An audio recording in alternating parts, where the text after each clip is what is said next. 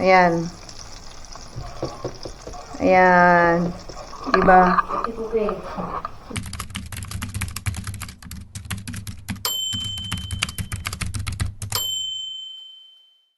Ito yung nabili ko na ano ba yan? Na isda. Ito.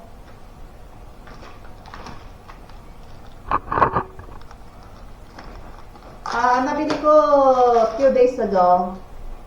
Kaya frozen pa, dahan-dahan kong ilagay sa iprito. Tingnan ko nga lang kung mapriprito ko. At ngayon, magsasayang muna ako.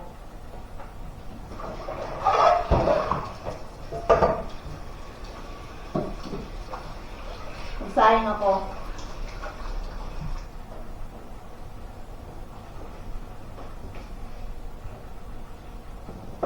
Yan. Laki, ang haba ng isda eh. At medyo, hindi ko alam kung anong gagamitin kong kawali.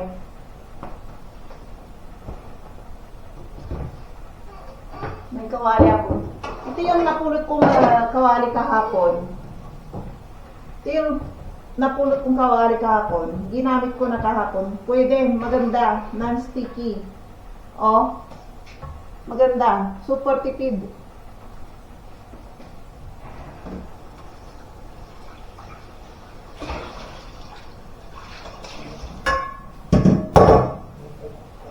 Kaya iprito ko muna to. Linisin ko yung kalang, medyo may mga cheese na nahulog.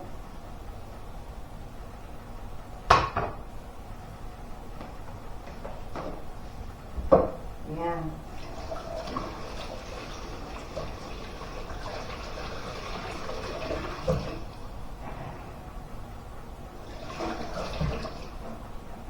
Kailangan ko ng di pa ako nakapaglinis dito eh. Ito at ito. Dito kailangan I hide all.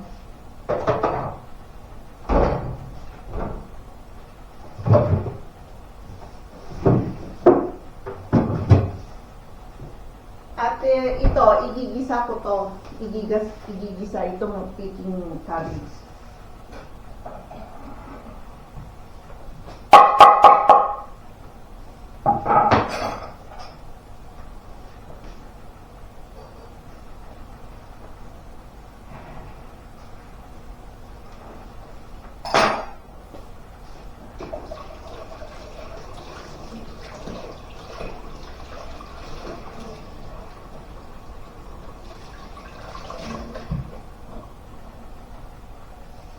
Gisa-gisa muna tayo.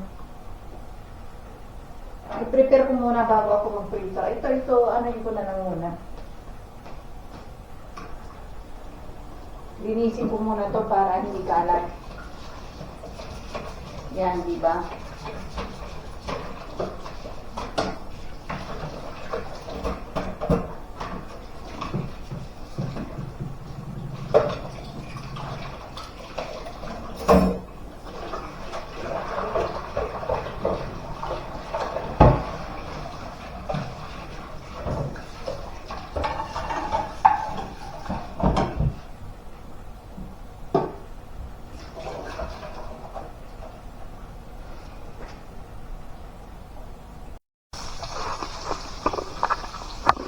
Ayan, at tayo ay nagpriprito ng ano ba yun? Isda, mackerel. Nabili ko ng mura yan. Pero tinago ko muna sa freezer. I think last week yata ko binili. Iwan ko kung masarap pa. Tignan natin. Ayan o. Ayan. Yan ang mackerel.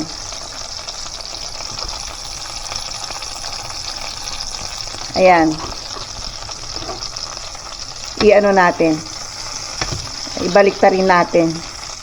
Medyo frozen pa to kasi kalalabas ko lang. Pero hinaan natin ng apoy. Dos lang. Ayan. Hintayin natin maluto. Mayat maya.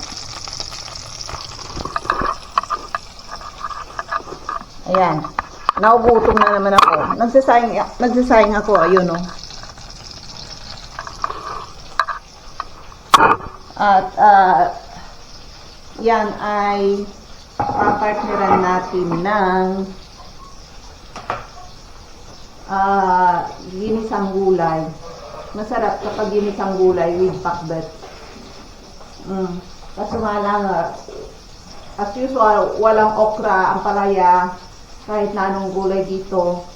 Kaya ang gagawin ko lang, parang Chinese style, na gisa-gisa lang with bawang. Okay na yun. Ayan.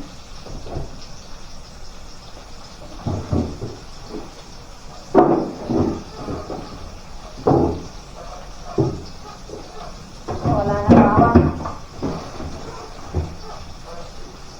Wala nang bawang.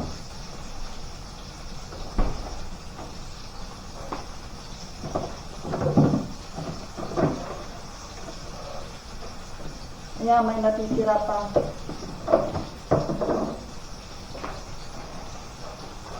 Ayan, may natira pa na bawang. Ang nag-iisang bawang. May natira na bawang ito. Kaya pagsiran ko na lang. Dito ko na rin ito yung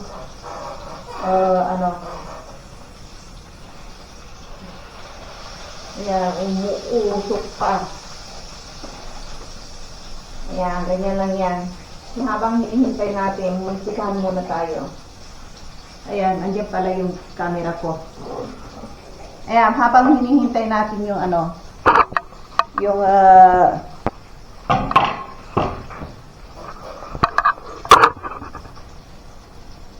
hinihintay ko yung maluto kasi nagugutom na ako.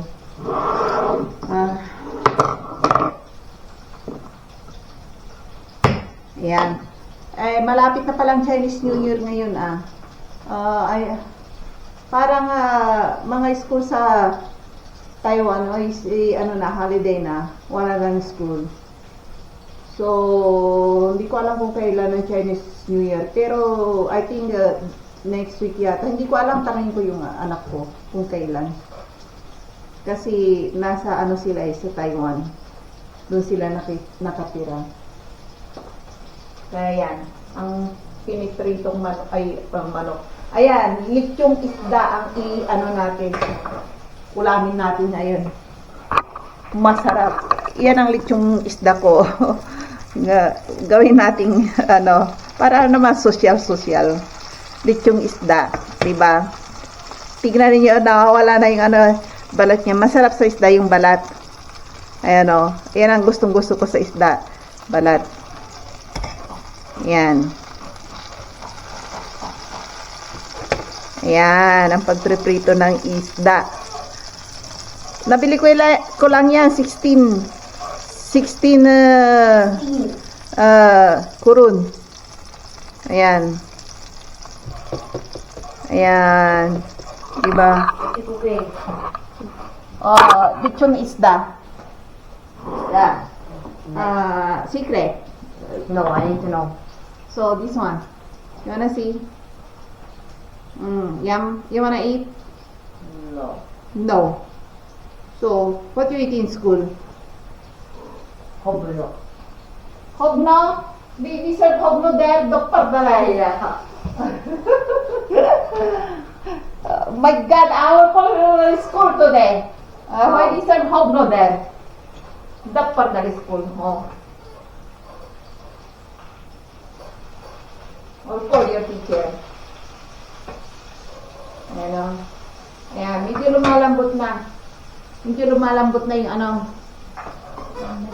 yung isda ko. Excited akong kumain ng isda kasi araw-araw hindi ako nag-isda. Kaming mga foreigners dito, no choice kami kundi ang ulam namin. Kung makakabili ka araw-araw ng isda, sardinas. Available yun sa groceryhan. Sardinas. Or di kaya yung mga frozen na isda. Wala kang mabibiling rito, buhay. Puro patay. Yan. Kaya once in a lifetime lang kami kumakain ng isda. Oh, sarap. Masarap. Ganyan lang yan. Isang gulay ko, oh.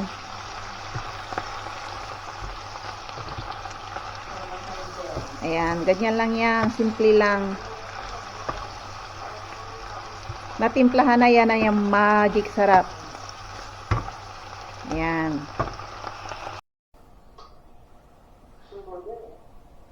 Magkamay tayo. Maanghang ang sausawan ko.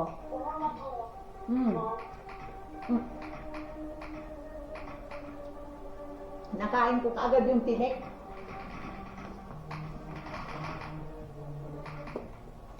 Nakain ko yung kaagad yung tinik. Grabe. May tinik pala. Ayan. Subukan ulit natin. Pero masarap yung sausawan ko ha, chili.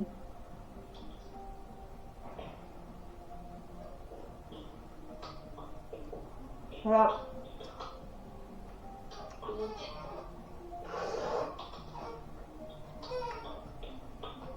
Ang kunat pala ng balat.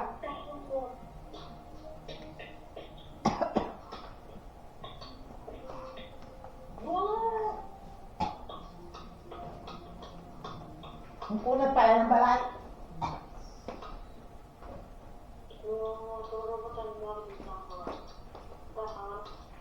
Ang kunat pala ng balat ng isda na to.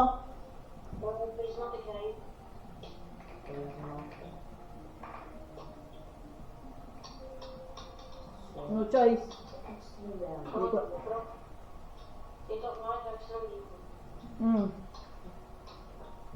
That's not the same perspective. Ayan, subukan natin yung ano? So yeah. Ano yan? Can you open this please? I cannot open. Kayo yun eh. How can you understand? Because, is that Matia? No. Online friend. Okay. You're talking so loud.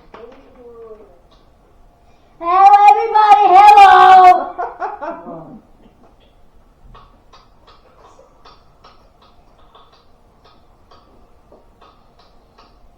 Oh. Ayan.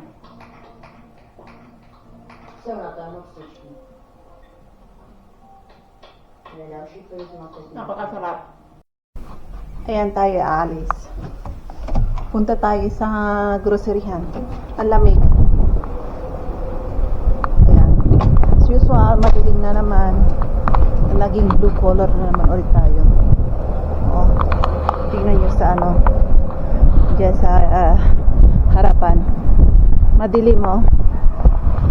Grabe ang dilim na. Super lamig pa. Kala ko nag-snow eh. Ay, kasi yung ano yung pintana namin frozen. Kaya yun, kala ko nag-snow. Ang lamig. Grabe ang lamig. Tingnan ko ang simbahan. Kung ano ba yan? Maraming katlangat yan. Ano? Tingnan natin sa simbahan kung open ngayon. Magsisimba tayo. Jesus Maria, napakalamig. Ayan. Madilim, may mga taong mga naglalakad. Naging migra ulit tayo. Naging orange ang kulay natin.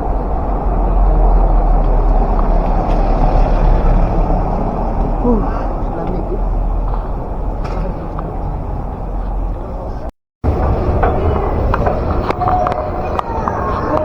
Ayan. Nasa kabilang room tayo. At may umiyak na bata dyan. Ang nanay nandun sa lamesa. Ayan. Diyan sa ano, sa taas, sa third dinner shop dyan. Pwede kang ano dyan, may entrance fee yata dyan. 100 kasi nakapasok na ako dyan. Ayan, nag-uumpisa na mag-snow sa labas. Ayan, may aloe vera rito. So shopping mall na to, sa second floor at third floor. Halos walang tao, walang customer. Nandun sila sa malapit sa bahay namin. Maraming customer doon araw-araw. Dito sa mall na to, sa first floor lang ang maraming tao. Pero doon sa kabila, magmula first floor, second floor, third floor, maraming tao. Ayan o. Maambo na naman ang snow. Kaya pala kanina, nung naglalakad ako, natapunan ng ilong ko na medyo bilog. Sabi ko, soon, uulan ng snow. Ito nga. Kunting-kunti lang, dito, tumarsik sa ilong ko. Ayan, alisin natin ang bonnet natin. Ganito to, yung shopping mall na to. Ayan, may malaking pwede mong iwanan yung anak mo rito. Pag halimbawa may pupuntahan ka, pwede mo silang iwanan rito. Pero may mag-aalaga, pero pwede ka rin mag-stay rito. Kaso nga lang, may per hour dito 60 yata or 100 per hour. Kung ilang oras mong iwanan ng anak mo, 5 oras, di 500. Ayan. Ayan, maraming mga bata. Maraming bata sa loob. Ayan. Ayan, dalian natin kasi may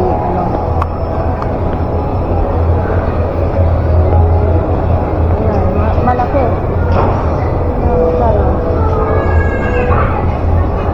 Mahal naman, 129. Isang oras yata. Ayan dyan. Pwede mong iwanan ng bata. Ayan, pwede Ayan. Kapag malit na anak mo, magro-grocery ka sa baba at makulit, pwede mong iwanan mag-isa dyan. Ganun ang ginagawa ko noon Iniiwanan ko yung anak ko sa mga ganito. May nag-aalaga naman.